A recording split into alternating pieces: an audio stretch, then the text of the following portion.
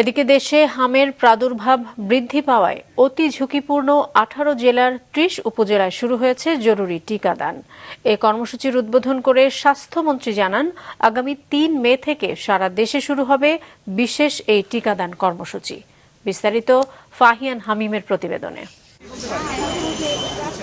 6 মাস থেকে 5 বছর বয়সী শিশুদের হাম রুবেলা প্রতিরোধী টিকা দেয়া হবে এমন খবরে সকাল থেকেই নবাবগঞ্জ উপজেলা স্বাস্থ্য কমপ্লেক্সে সন্তানদের নিয়ে আসতে থাকেন অভিভাবকেরা।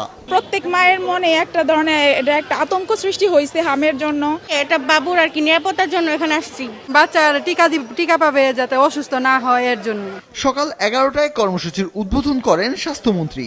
এ সময় তিনি অভিযোগ করেন, অতীত সরকারগুলোর টিকাদান কর্মসূচিতে অবহেলার কারণেই বর্তমানে হামের এমন প্রকট রূপ দেখা দিয়েছে। 2020 ডিসেম্বরের পর থেকে বিগত সরকারগুলি এই টিকাদানটা কন্টিনিউ করে নেয়, যেই কারণে একেবারে বজ্রপাতের মতন আমাদের উপরে সে রাতারাতি কিছুদিনের ভিতরে অনেক বেড়ে গিয়েছে।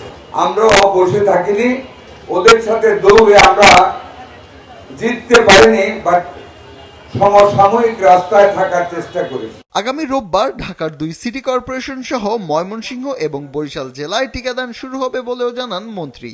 2,19,00,000 ডোজের টিকা আমরা পেয়ে আজকে তার যাত্রা শুরু করলাম। কাজে that challenge is over, it is covered.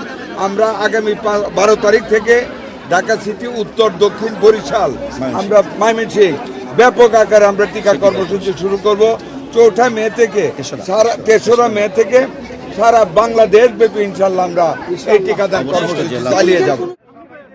এদিকে গাজীপুরের টিকাদান কার্যক্রমের উদ্বোধন করে স্বাস্থ্য প্রতিমন্ত্রী বলেন, হামের প্রাদুর্ভাব মোকাবেলায় সরকার দ্রুতগতিতে পদক্ষেপ নিয়েছে।